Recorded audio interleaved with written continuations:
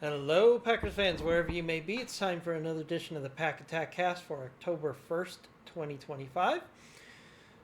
This week, we continue to do our review of Packers play prior to the bye week, position by position.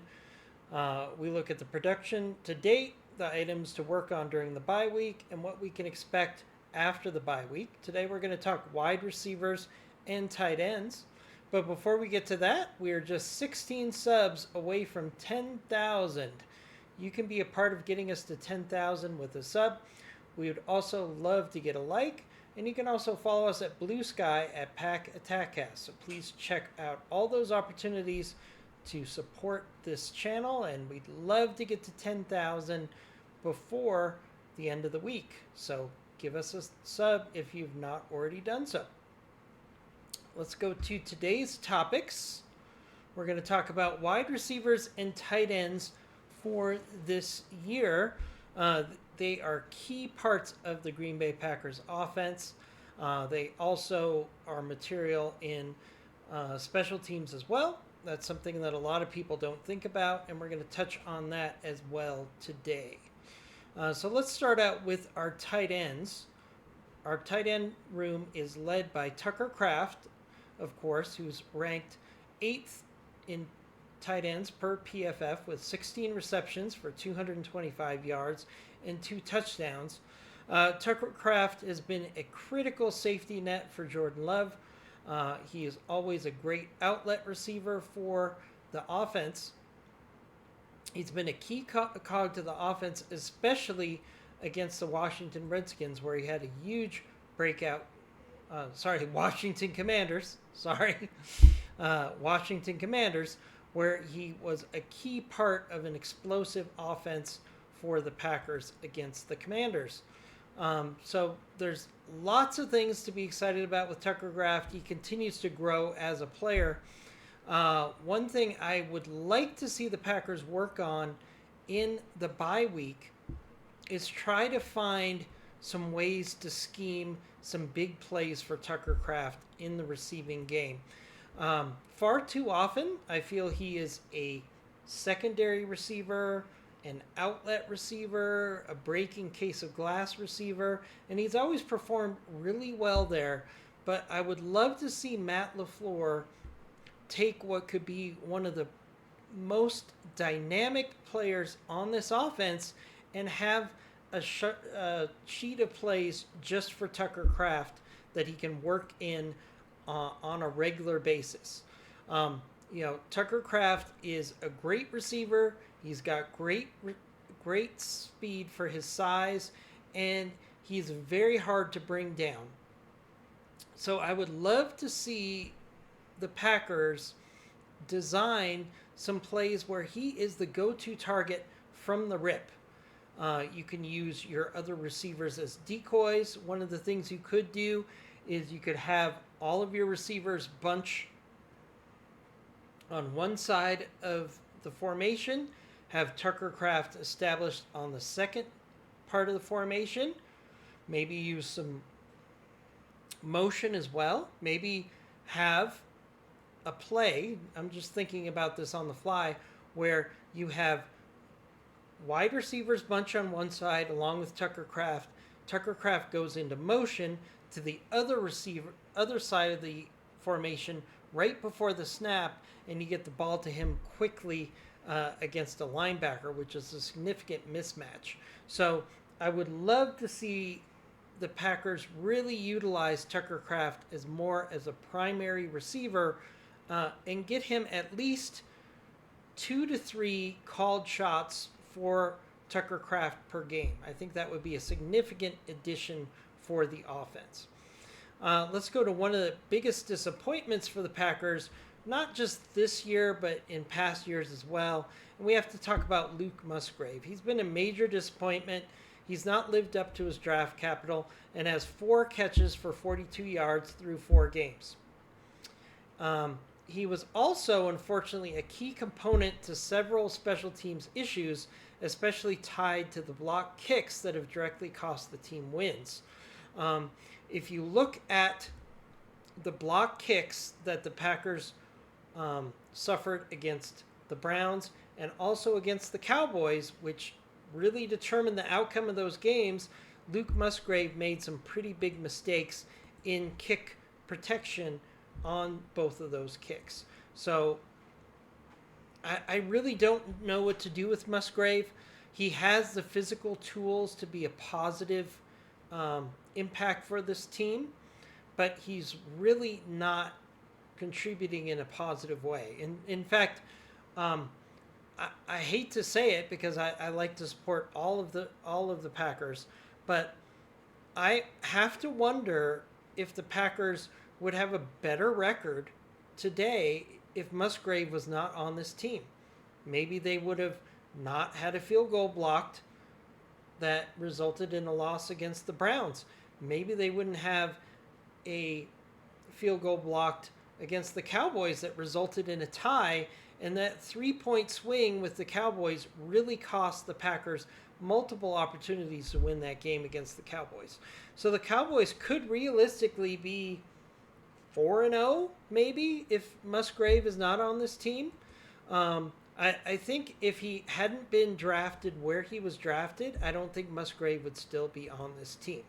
There's still opportunity for Musgrave to turn the corner, both by helping on special teams going forward and also as a receiver to maybe offset some of the damage he's done. But it's very frustrating the more I think about Musgrave and his negative impact on the team so far this season. John Fitzpatrick has been a very solid number 3 tight end and is a good blocker when called upon. In fact, in many situations, we see John Fitzpatrick as a blocking tight end paired up with Tucker Kraft as a receiving tight end instead of having Luke Musgrave on the field. And that's a really damning comment for Luke Musgrave. Hopefully he can turn this around before the end of the season. Let's go to wide receivers now. The wide receivers are one of the things that really make this offense work. The Packers have so many players that in certain situations can make big plays for this offense. The Packers have said several times they don't care who the number 1 receiver is. And as a fan, I don't care either. But this group from top to bottom is really what makes the Packers offense work.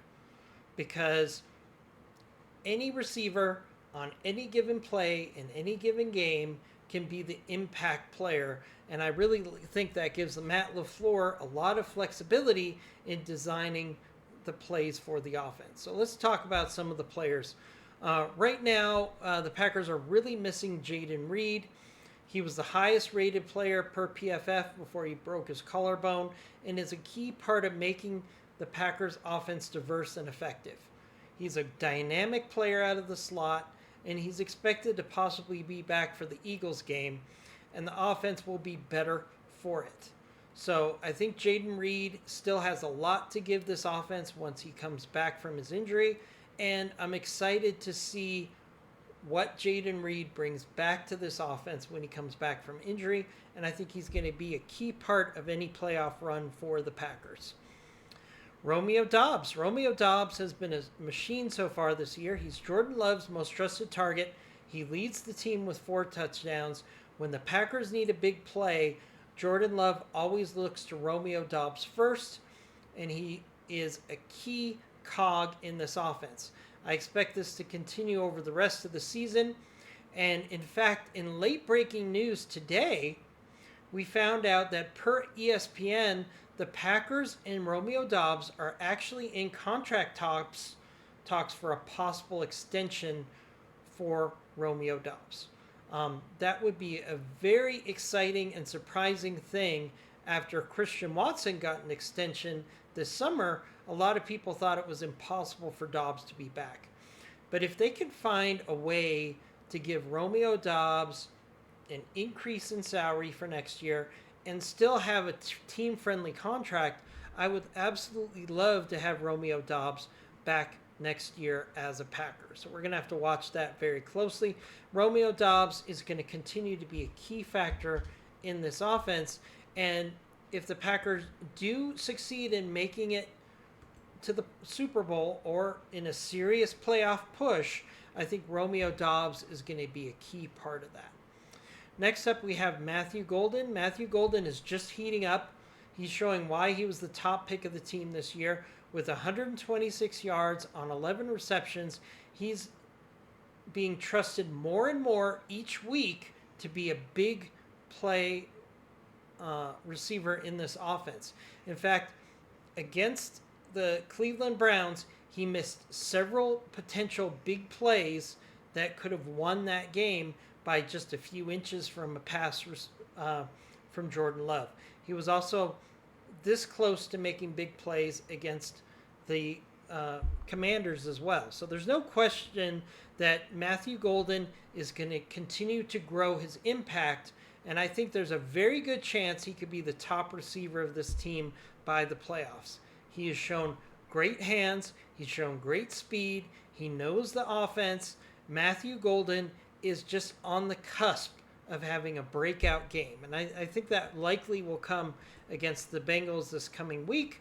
Wouldn't surprise me if Matthew Golden, after the bye week, and the team works on getting some more opportunities for him during the bye week, 70 yards and a touchdown would not be unrealistic against the Bengals in week 6. So we're going to watch him very closely and see if he can continue to grow as a receiver. Up next, we have Dontavian Wicks. He has 10 receptions for 114 yards and has been a key part of the offense so far. He's made a lot of tough catches in critical times and has been a great complementary piece for this offense. His blocking is also a big value to the team and should not be undervalued. Wicks has also improved on drops, which is a big problem for him last year. He has missed a couple connections with Jordan Love, but in many cases that was not a catchable ball or it was a very difficult catch. So Dontavian Wicks, if it is a good catch within his catch radius, he's done a great job so far this year. Next up, we have Savion Williams. He's developing into a great gadget player with and a complementary receiver for this team. I think he will continue to develop over time, and perhaps over the bye week, they'll find some additional ways to use Savion Williams. He's also being used as a punt and kick returner now, but we might not see his true potential as a receiver until 2026. But Savion Williams is an exciting player to watch every time he touches the ball. Very excited to have Christian Watson back, probably against the Bengals in week 6. He is a big part of this offense that has really been missing, that is going to be added back into the offense when he gets back, probably after the bye week. He is a great receiver in his own right, but his ability to stretch the field makes every part of the offense better, from the running game to the passing game, as defenses have to put extra protection wherever Watson is on the field. It forces the safeties to give coverage to him instead of coming in against the running game. It also opens up wider windows for the other receivers as he stretches the field. So I'm very excited to see Watson back after the bye week. Fingers crossed. Malik Heath has been a very solid player on limited snaps, and I think he will probably be waived and added back to the practice squad when Watson returns to the roster from injury. So there is my quick review on where we stand with the wide receivers and tight ends for the Green Bay Packers going into the bye week. I think the tight end position is in good hands with Tucker Kraft. I would love to see them get more design plays for Tucker Kraft after the bye week. I think that's something they will try to work on with some extra time with the bye week to come up with some schemes and some ideas on how they can make Tucker Kraft an even bigger part of this offense. And for the wide receivers, there is so much potential to grow and expand this offense with so many great receivers that I think the offense is going to continue to grow and expand as we go throughout the rest of the season. So that's my takes on the tight ends and wide receivers. We're going to be back tomorrow to take a look at the trenches for the Green Bay Packers. It'll probably be a longer episode tomorrow.